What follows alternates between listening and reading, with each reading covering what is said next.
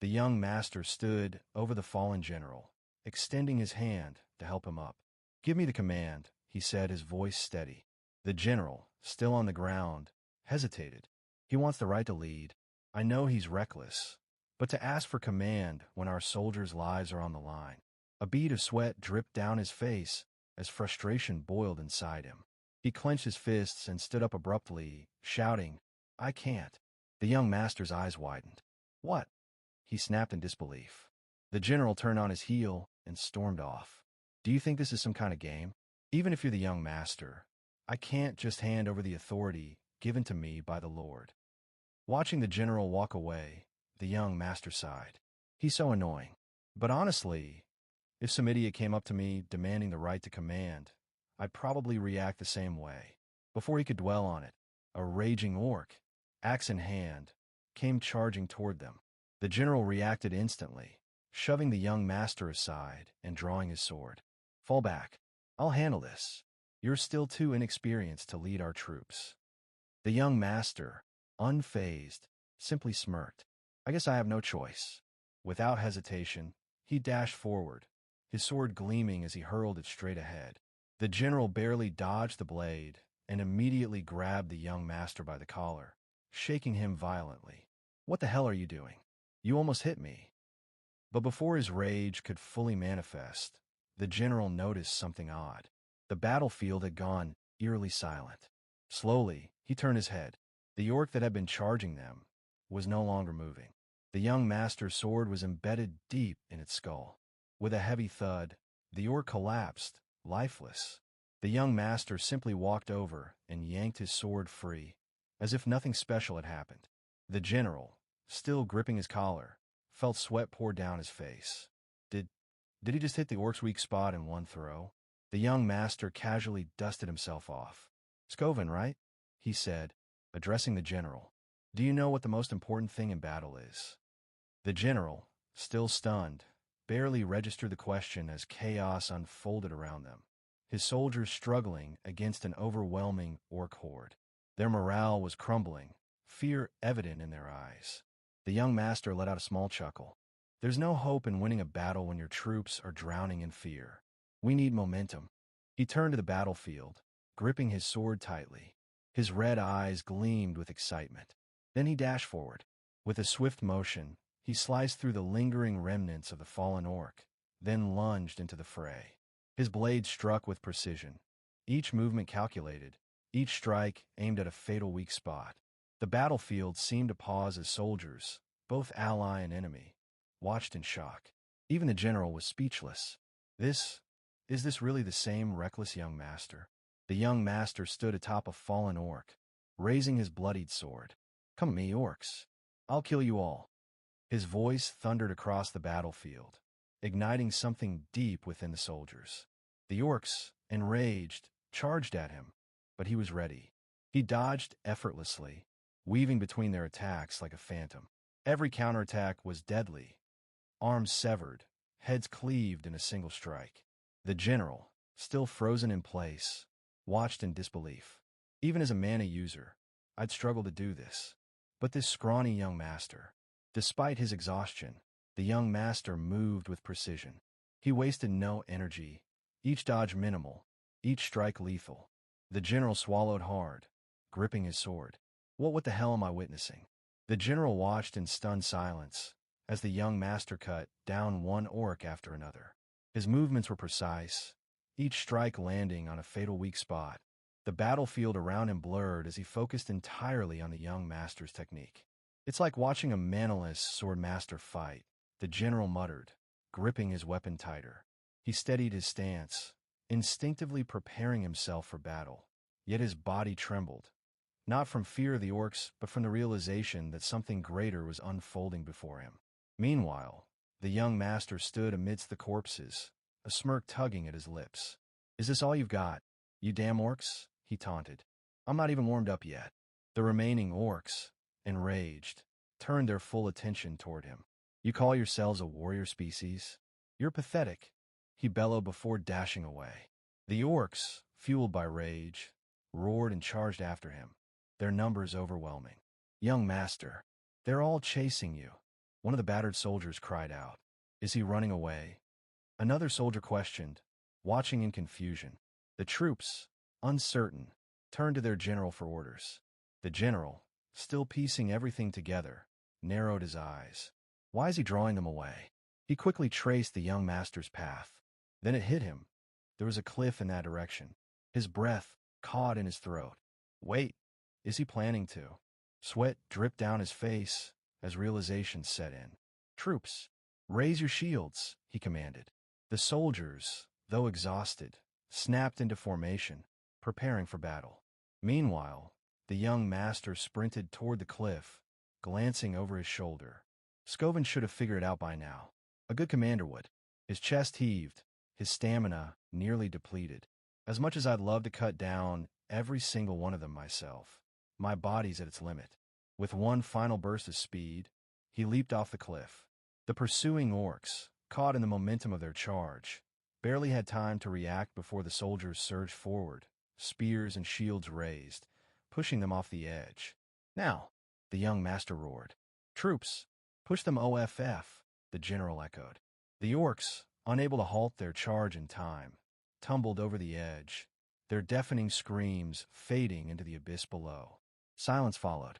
One soldier broke it. Did we do it? Another cheered. We actually killed all those orcs. The battlefield, once filled with the sound of clashing steel, was now eerily still. The general, catching his breath, scanned the area. Young master, he shouted, his heart pounding. But the young master was nowhere to be seen. The general's gaze snapped toward the cliff. His breath hitched. There, hanging from the rocky edge by a single sword embedded in the cliffside, was the young master. A smirk spread across his face as he dangled, gripping the hilt tightly. The general exhaled sharply, equal parts relieved and astonished. He even thought this far ahead. Reaching down, the general extended his hand. Give me your hand. The young master's fingers trembled from exhaustion. His grip loosened. I can't hold on, he muttered through gritted teeth. The moment the words left his lips, his fingers slipped. Young master. The general's voice rang out as the young master plummeted into the mist below.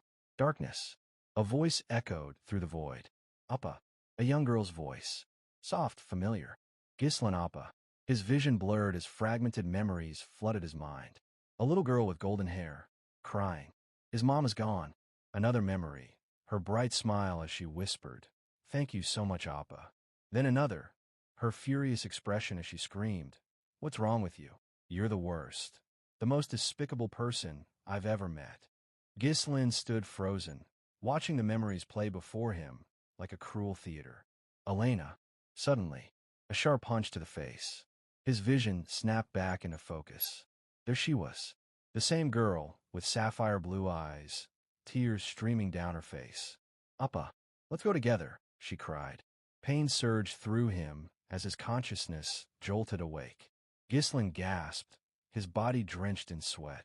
His breathing was ragged, his chest rising and falling heavily. He was in a bed, a foreign room. His fingers twitched as he brought a hand to his face. I'm alive, he muttered. So they saved me. Slowly, he tried to sit up, but agony shot through his body. Every muscle screamed in protest. He groaned. So this is the price for pushing my body to its limit. The door burst open. Master, you're awake. A girl with crimson hair streaked with snow-white strands rushed inside, her face filled with relief. Ghislain blinked in shock. Belinda, he blurted out. Her eyes shimmered with emotion. Master. Belinda walked to the bedside table, carefully placing a pot of freshly drawn water down with a soft clink. She exhaled sharply, crossing her arms. Do you have any idea how worried I was? She scolded. Didn't I tell you to let the soldiers handle the orcs? Before she could continue, Ghislain suddenly lunged forward, wrapping his arms tightly around her. Belinda froze. For a moment, her mind went blank. The warmth of his embrace, the trembling in his body, it was overwhelming. What are you doing? She stammered, her face turning red. Did I do something wrong? Ghislain's grip tightened, his voice barely above a whisper. No, I'm just really glad to see you. Memories flooded his mind. This is my personal tutor, Belinda. Ever since I was little, She was the only one who stayed by my side despite my reckless antics. Even when my family fell from grace, she remained. But after our final downfall, she vanished. I never thought I'd see her again. His fingers clenched against the fabric of her uniform. Yet here she is. Belinda, still flustered, gave a small, amused smile. What are you so happy about?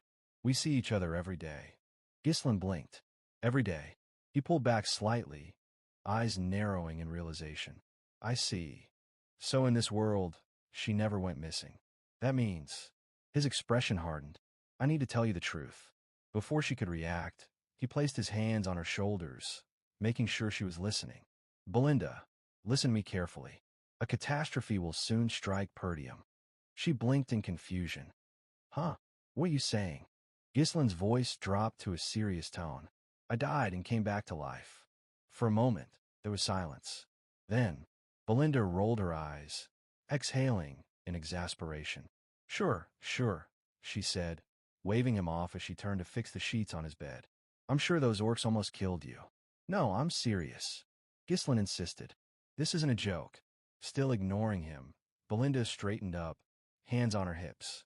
Are you aware that you, not Perdium, are in greater danger right now? Before he could respond, she launched into a full lecture. You nearly got yourself killed.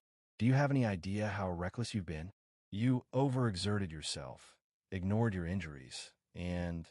Ghislain stood there, stunned. She's scolding me? My personal maid is lecturing me about my own well-being? He almost laughed at the irony. I see, he thought to himself. She doesn't believe me.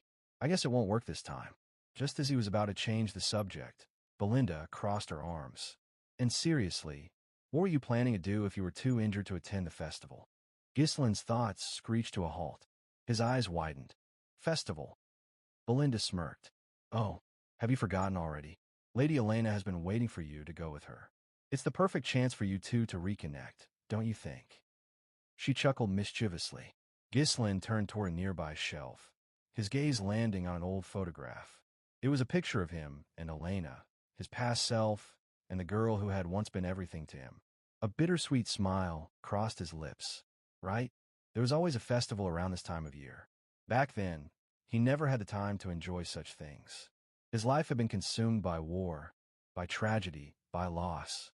How long until the festival? He asked. Belinda tapped a finger against her chin, pretending to think. Let's see. Since it's next week, I'd say about a week left. Ghislain turned to the window, his eyes darkening as he stared into the horizon. 1 week. The day that changed everything. At that moment, the door creaked open. A small, hesitant voice called out. Appa, are you inside? Ghislain stiffened. His breath hitched as he turned to look. A familiar face peered through the doorway. A young girl with golden hair, sapphire blue eyes, and a gentle innocence that made his chest tighten. Elena. Memories crashed into him like waves. Her tearful voice, her desperate pleas. Please go with me. He clenched his fists. In 1 week.